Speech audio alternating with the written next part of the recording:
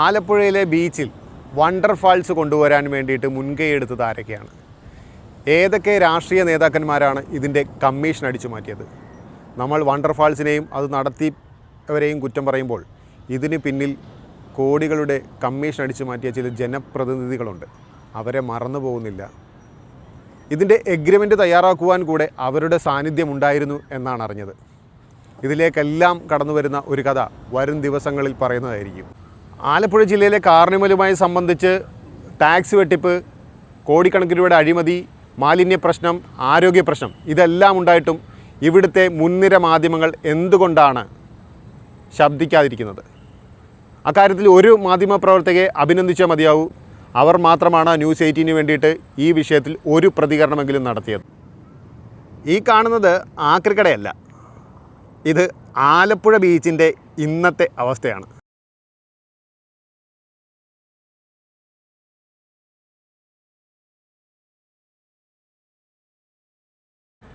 ആലപ്പുഴ ബീച്ചിൽ കാർണിവൽ നടന്ന സ്ഥലത്താണ് ഇപ്പോൾ ഉള്ളത്.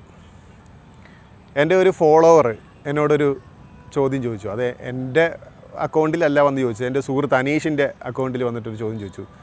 ഞാൻ ഈ വിഷയത്തിൽ പ്രതികരിക്കാത്തത് പേടിച്ചിട്ടാണോ? സത്യത്തിൽ ഇത് പേടിക്കേണ്ട ഒരു സംഗതി തന്നെയാണ്. ബീച്ചുമായി സംബന്ധിച്ച കാർണിവൽ നടത്തിപ്പിനെ കുറിച്ച് ഞാൻ സംസാരിച്ചാലും, ഷിജു വിശ്വനാഥ് സംസാരിച്ചാലും, അനീഷ് സംസാരിച്ചാലും, കെ സംസാരിച്ചാലും ഇത് ഒരേ ചങ്ങലയിലെ കണ്ണികൾ തന്നെയാണ്.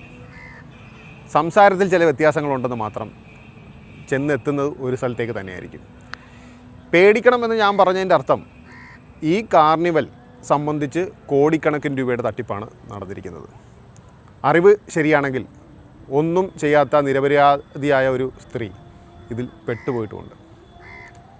ഈ കോടിക്കണക്കിന് രൂപയുടെ കമ്മീഷൻ പറ്റിയ ചില ജനപ്രതിനിധികളും ഉദ്യോഗസ്ഥരും ആലപ്പുഴയിലുണ്ട്. ഇവരെയൊക്കെ അല്പം പേടിയുമുണ്ട്. പേടിയുണ്ട് എന്ന് പറഞ്ഞാൽ ഞങ്ങൾ പിന്മാറുന്നു എന്നർത്ഥമൊന്നുമില്ല. ആലപ്പുഴ ബീച്ചുമായി, കാർണിവലുമായി, വണ്ടർ ഫാൾസ് എന്ന വാട്ടർ എക്സ്പോയുമായി സംബന്ധിച്ച് ഒരുപാട് കഥകൾ പറയുവാനുണ്ട്. ആ കഥ ഒറ്റ വീഡിയോയിൽ തീരുന്ന കഥയുമല്ല. ജനങ്ങളെ വഞ്ചിച്ച, ഭരണകൂടത്തെ വിലക്കു വാങ്ങിച്ച കുത്തകകളുടെ കഥയാണത്. ആ കഥയുമായി അടുത്ത ദിവസം ശക്തമായി തെളിവോടുകൂടി നിങ്ങൾക്ക് മുന്നിലേക്ക് എത്തുന്നതാണ്. ആരുടെയൊക്കെ ഇടപെടലുകൾ കൊണ്ടാണ് ഇതിന്ന് ചർച്ചാ വിഷയമായത്?